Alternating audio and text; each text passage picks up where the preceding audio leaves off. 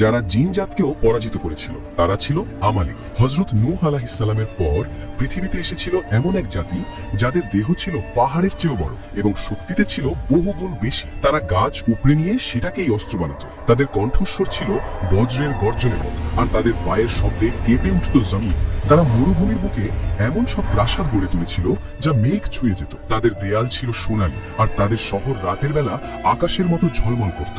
যারা তাদের দেখেছিল তাদের দুনিয়ায় তোলপাড় শুরু হয়ে গিয়েছিল। তারা সিদ্ধান্ত নিল নিজেদের শক্তি পরীক্ষা করে দেখবে। রাতের অন্ধকারে জিনদের বাহিনী মাটি ফুঁড়ে বেরিয়ে আকাশে বিদ্যুৎ চমকালো। জমিনে উঠল বালির ঝড়। টানা 7 দিন ধরে চলল ভয়ঙ্কর যুদ্ধ, কিন্তু শেষ পর্যন্ত জিনরা পরাজিত হলো। তারাই মানুষদের ভয় পেতে শুরু করল।